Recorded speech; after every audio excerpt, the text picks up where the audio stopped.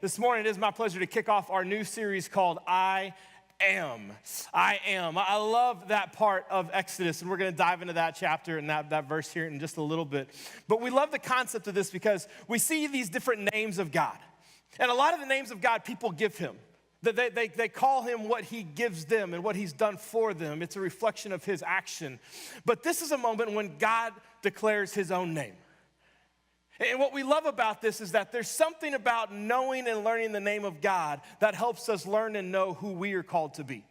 There's a revelation that comes from knowing who God is that reveals who we are supposed to be. And there's transformation that takes place there. And one of my favorite stories of that transformation that comes from knowing who God is the story of Moses. Moses is a man that we meet in a unique time of the Israelites. So the Jewish people were God's chosen people, and at this point in time, they had been slaves to the nation of Egypt for over 400 years, waiting for this promise that their God would come and free them. Moses was born in a unique moment when Pharaoh, who was the king of Egypt, was getting a little paranoid. He's getting a little paranoid that the people of Israel were getting too big in number. So he ordered that all newborn males would be killed. Moses, being a newborn male, had a mom who cared a lot for him, and so she went and hid him. She hid him in a reed basket on the bank of the stream. And if you don't think God has a sense of humor, here it is. The first person that finds Moses is Pharaoh's daughter. Pharaoh, the king who wants to kill all newborn boys, finds Moses and takes pity and kind of falls in love with him.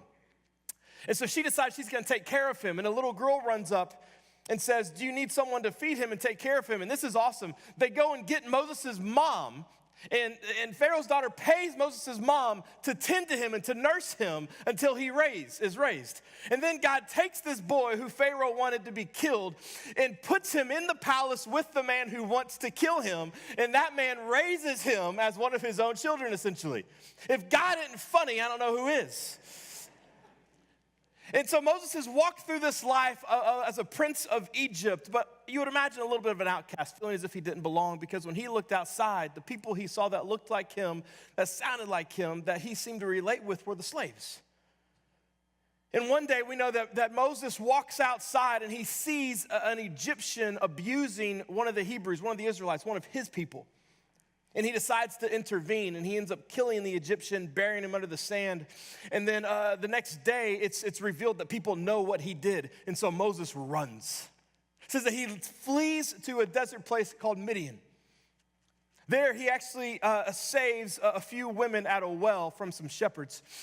And then their father says, well, where is he? Bring him to me. He gives him a job. He gives him one of his daughters as his wife. And Moses now has a family in the desert area of Midian, and he becomes a shepherd. And this is where we find our character today, a character who God was preparing to become the leader of the nation of the Israelites.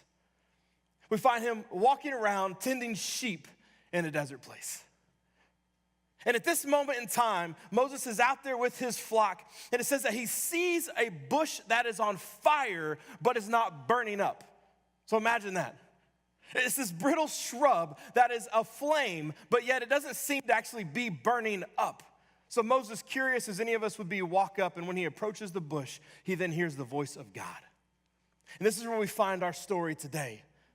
God begins to speak to Moses through this moment, asking him, telling him, I'm going to use you to go back to Egypt, and you must free my people. You will lead my people out of Egypt into freedom. Now, here's the crazy kicker. Moses has tried this, right? He tried to help his people out, and what happened? He failed miserably. Like, I have failed in life, but I've never killed anyone and hidden them under the sand, okay? Honest confession, haven't done it, all right? He did. But yet God calls him. He says, I'm going to have you go back and try again with what you've already failed at before. Have you ever been asked to do something that you have failed at doing before? Maybe you've been asked to cook a dish which you've always been terrible at trying to cook. You've been asked to do a job or a task that you've failed at before. I have. I got a lot of failure in my history book, and so there are a few moments. One individually was with my beautiful wife.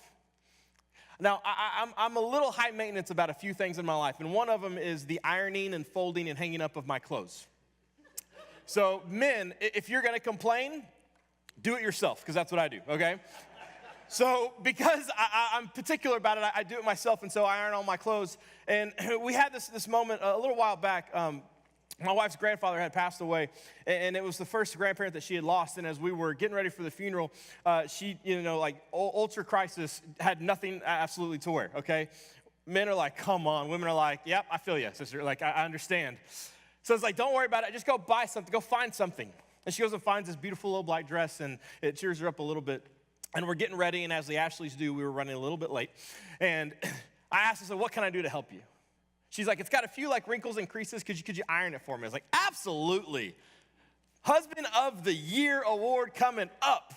Brownie points. So I iron my clothes, and I've got the iron set to the side, just like I normally would when I iron all my stuff. I lay her dress out, make sure it's nice and flat, and get ready. And as soon as I put that hot iron to the dress, there is a black hole-sized hole now in the middle of the black dress. And I just dropped. I've never felt like such a failure in my entire life. My wife is in the other room holding it together for our family, and I just ruined the one thing she has to wear, and we're leaving in 30 minutes. That was a rough moment. It was fine. She showed grace. Only slept on the couch for a week. Not a big deal. But a few months later, she asked me, hey, babe, I'm kind of in a hurry. Can you iron this for me? It's like, well, yeah. We've been down this road. It didn't go well last time. It's like, it's okay. I trust you. Mistake. I took the skirt, ironed it, and I didn't burn it, but I did ruin it in its own unique way. But I tell you, when she asked me to iron her skirt, all I could think about was the failure that I had. And as soon as she asked me to do it, I immediately just kind of stepped back in my head a little bit like, ew, I can think of 1,000 reasons why not to try this again. We've been there before, right? You're challenged to try something that you've tried before, and immediately you start thinking, I don't know. I've done it. I've tried it. I've tried church before. I don't know that I want to try it again. I've tried this before, and it failed terribly. It crashed, it burned. I just ought to stay back this time. Moses was the same way. Moses, when approached by God, saying, you need to go lead my people out of Israel, out of Egypt, into the promised land. He's thinking, I've tried this before, Lord. Surely you have the wrong man because you know how this ended.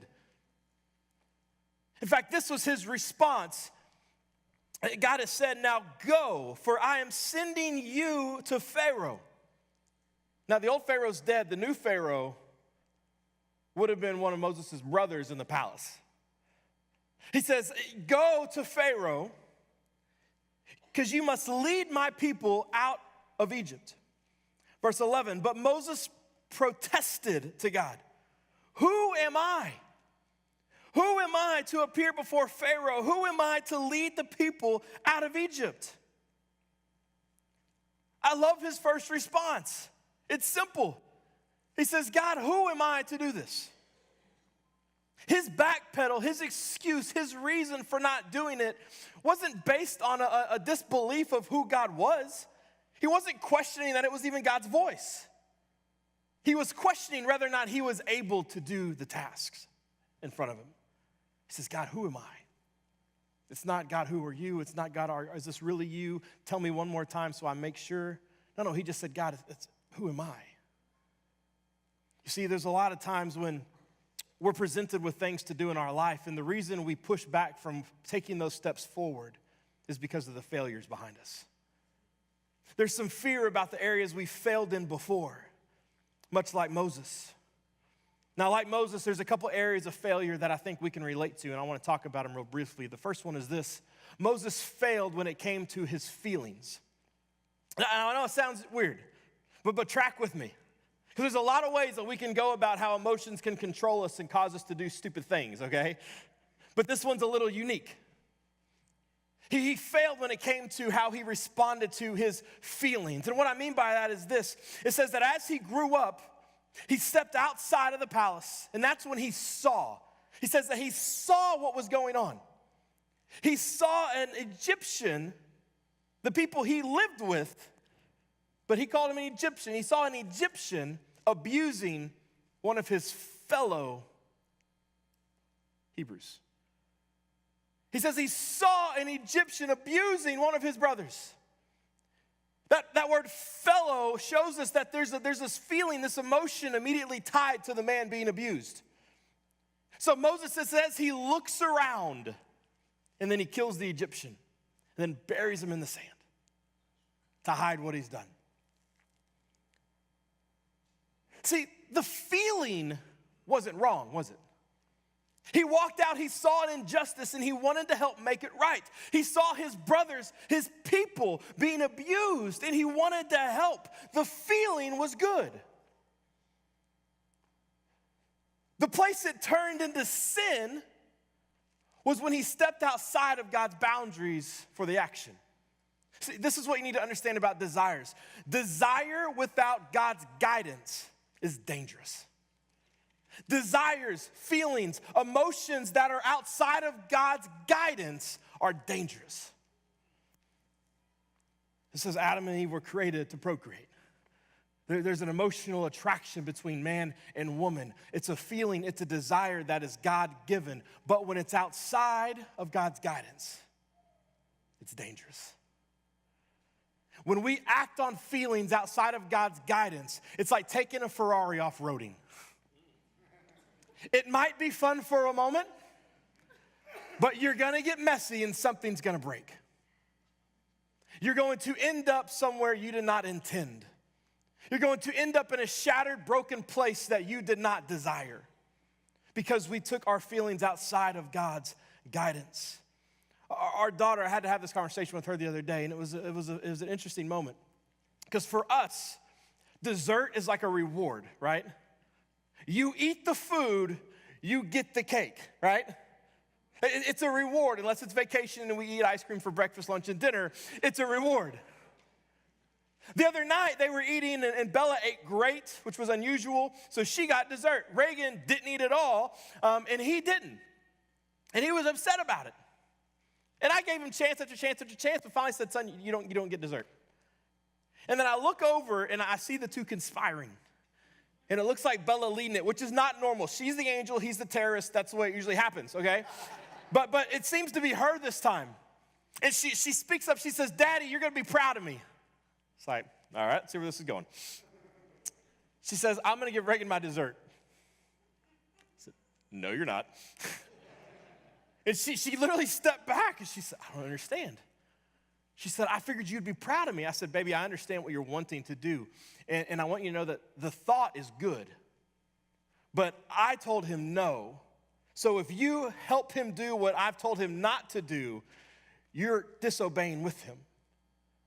This was a hard thing for her to understand because the feeling, the desire she had to help her brother to be selfless was good.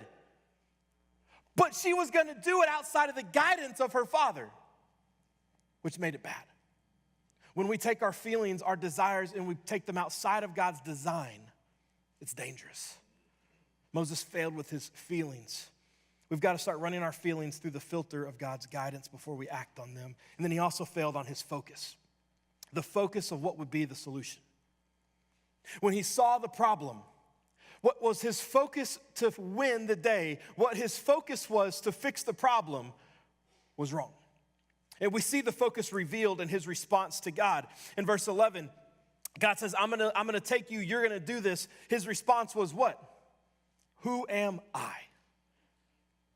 See, his focus for the solution was on who he was.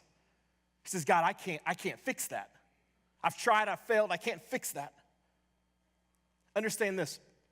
If the focus of your victory is your ability, your focus is flawed.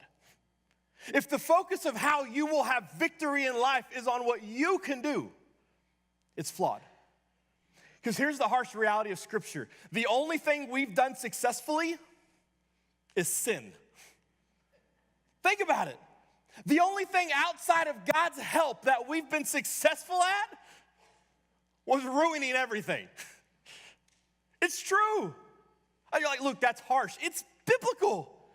Jesus says, I am the vine, you are the branches. Apart from me, you can do nothing. He says, outside of me, your deeds are like filthy rags in comparison. So what that means, applicable, is the second you look at a solution or a problem or a situation in your life and you think, I can do this without God, the answer is no, you can't. That's the beauty of who God is. That's the shift of the focus that he wants to make. He wants us to understand that we need him in every step of life. Moses didn't get that. His focus wasn't right, and it caused him to fail, and his failure caused him to flee. Has your failure ever caused you to run? Has it ever caused you to step away from something? I tell you, I was going over this last night, and we've already heard some stories from first service, and so we want to continue it. All I could think about last night was God saying, at this point, don't go further without telling this. I truly believe there's someone in the audience who needs to hear this. When it comes to your failures, there's some of you who are right there ready to step out of something. And what God needs you to hear is stay. Stay. There's some of you, maybe your failures, your mistakes are causing you to consider stepping out of a relationship, a marriage, giving up on a child or a job. And maybe God is looking at you saying, stay. Stay. Why? Because your failures aren't final. Forgiveness is final. Redemption is final. Failures don't have to be final. Stay. Don't flee. Don't run away. Moses did. Thankfully, in his story, when he went and hid, that was actually his place of preparation when he meant for it to be a place of escape. Because God came and found him. He encountered him in that bush, and he began to speak. He began to transform Moses slowly. The first thing he had to transform, the first thing God had to fix was Moses' focus. He had to help him understand the focus isn't you. It's not your ability. What I'm asking you to do is bigger than you. And this is the answer he gives him. The answer was his name. He goes on to say that God answered. When Moses said, but who am I? God's answer was, I will be with you. And this is your sign that I am the one who has sent you. When you have brought the people out of Egypt, you will worship God on this mountain. Side note, transformation always leads to a moment of worship of what God has done in your life. Come back. Verse 13. But Moses protested, if I go to the people and tell them the God of their ancestors has sent me, they will ask me, what is his name? Then what shall I tell them? And here it is, verse 14. God replied to Moses, I am who I am. Say to the people of Israel, I am has sent me to you. God also said to Moses, say this to the people of Israel, Yahweh, the God of your ancestors, the God of Abraham, the God of Isaac, the God of Jacob has sent me to you. This is my eternal name, my name to be remembered through generations. The answer was in the name, because the name provided peace. Because they think they're forgotten. Over 400 years of slavery, they think they're forgotten. But when they hear those names, they remember the promises given to those names. Promise for ancestors, they have those. Promise for blessings, they've experienced those. Promise for a place that is their own, don't have that yet. So if the God of our ancestors is calling, maybe that's what he's bringing. They remember what God has done for them. It provides peace. When we hear a name of someone we know, we think of that person. When they hear the name of the God of their ancestors, they think of who he is and what he's done. His name is what defines our life. Because here's the cool thing. We are the outcome of his actions. We are defined by the outcome of God's actions. This is what I mean. If God is a provider, we are the ones provided for. If God is a healer, we are the ones healed. If God is the Savior, we are the ones saved. If he's the Redeemer, we are the ones redeemed. We are the outcome of his action. We are defined by what he has done in our life. So knowing God helps us know who we are supposed to be. That's the beauty of the eternal name of God when he says, I am. Picture it like this. If you're taking notes, write down the word I am and just draw a line. Just draw a line and think of what you need from God today. Because what you need from God today will always fill in the blank of who he is. I need healing. God says, I am healer. I need peace. God says, I am the provider of peace. God is the only thing in existence that is dependent on itself. Everything else in creation and existence depends on something else, except for God. We depend on him for everything. We have to get to a place where that's our focus, understanding we need God every step of the way. Everything we need is from the Father. That's the I am. He says, I am everything you need. And he goes on, because when we transform our focus, we can then turn our eyes towards what's ahead, which is our future. But our future requires transformation. It requires some things to change. When we begin to encounter God and learn who we are, God reveals the possibilities before us. Moses, you failed, but you can have victory now because I am going with you. But there's transformation to take place. And this is my favorite part of the story. In Exodus 4, 1 through 4, Moses and God have been having this conversation. Moses protests again and says, but what if they don't believe me or listen to me? What if they say the Lord never appeared to you? And then the Lord asked him, he said, what's in your hand? Sounds like a silly question. Moses looks in his hand and says, I have a staff. I don't know if you're looking for something greater, but I got a stick. Here's the cool thing. What we know about God is that God is omniscient. That means God is all-knowing. If God is all-knowing, he's not like a child in the backseat of a long car drive asking 1,000 questions. He knows the answer. So when he asks you a question, he's not asking for himself, is he? If he already knows the answer you're going to give, then why ask the question? This is why. When God asks us things, it's not because he needs to hear them, it's because we need to hear them. So when he asked Moses, he says, what's in your hand? What are you holding on to? We think it's just a stick. It's not. That staff was so much more. God always likes to take the physical and apply it to the spiritual. That staff was an image of his past failures.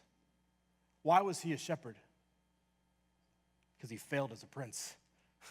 The only reason he was in Midian, tending those sheep, was because he failed.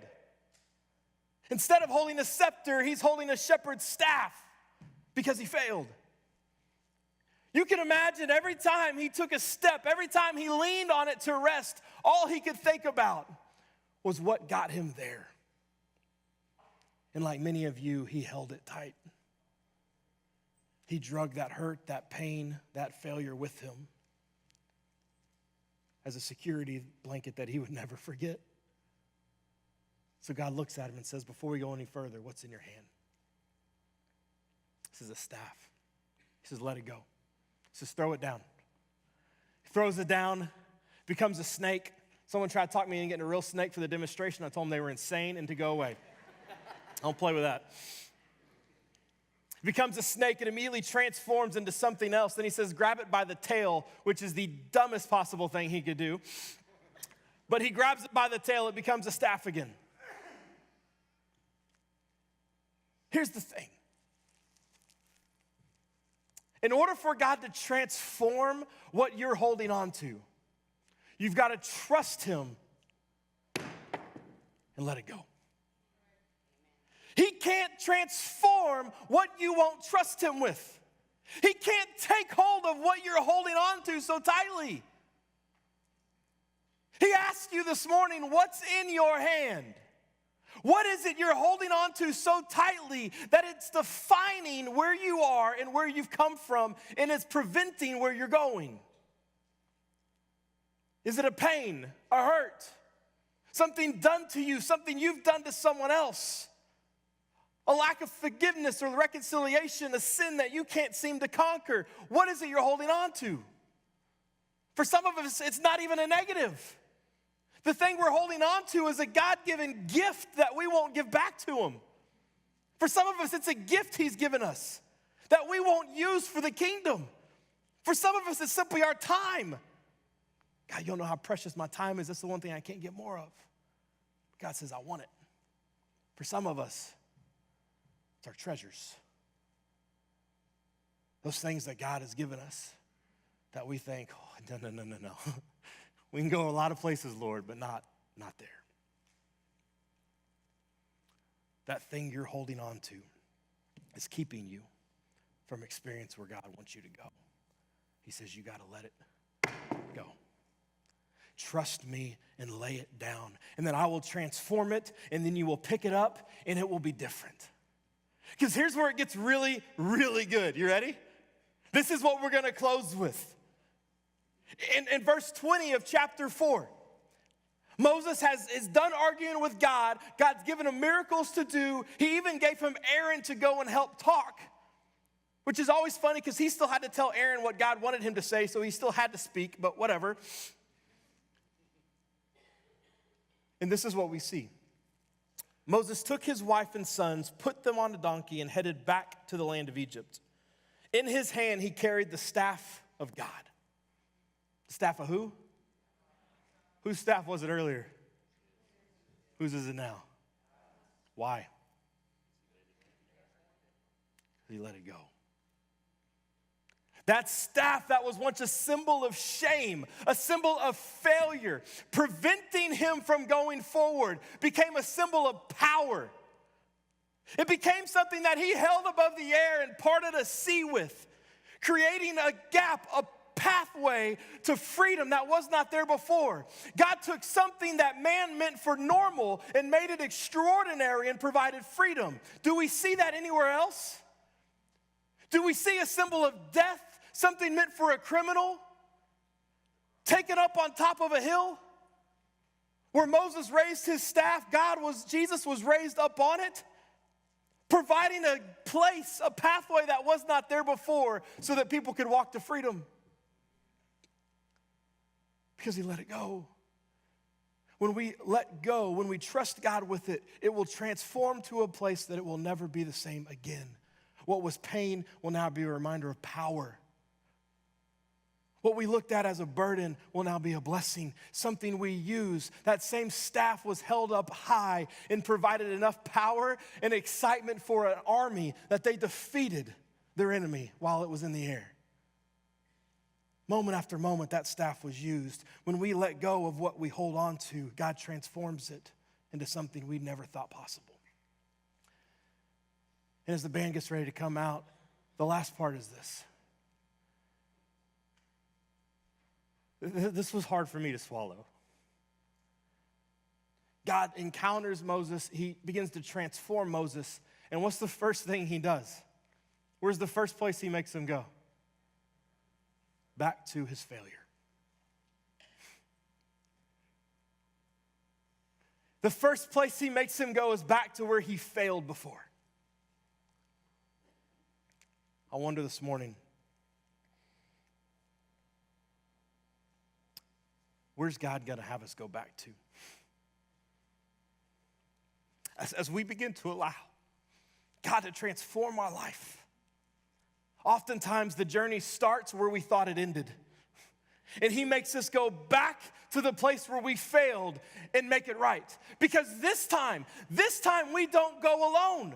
Moses failed because it was his ability, his authority, his position and status. But now it's God's. God says, I am with you. I will go before you. I will break Pharaoh's heart so that the people will go free. I will do this. Just come with me. You won't go alone. You won't fail again. Some of you, there's a relationship that God's calling you to go back to make it right. For some of you, there's a marriage you're about to step out of. And God's saying, stop. Try it with me this time and see how it'll change.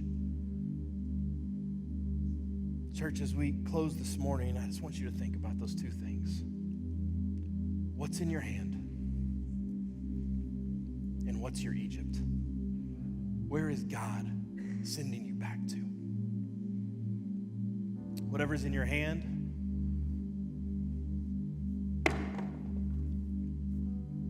let it go. It's not worth holding on to. What you will gain from the transformation is worth the surrender. But God can't transform what we won't confront. We have to face what it is.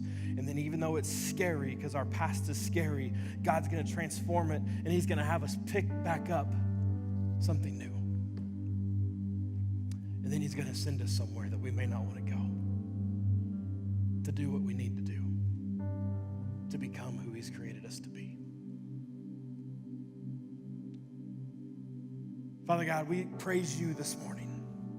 Father, I ask that you would just speak to our hearts. Maybe we just sit there, hands open, just physically willing to just let go of the grip of whatever it is we're holding on to. The pain of that broken relationship, the fear of losing the finances, the fear of being rejected again. Maybe we just hold our hands open physically this morning and just say, God, take it. I'm not holding on to it anymore. Take it, transform it, and lead me in everlasting. And as God begins to transform it, I pray that you would reveal, Lord, where it is you're taking us. What is it that needs to be redeemed? Where is our Egypt, Father? Lord, we love you. Father, we praise you.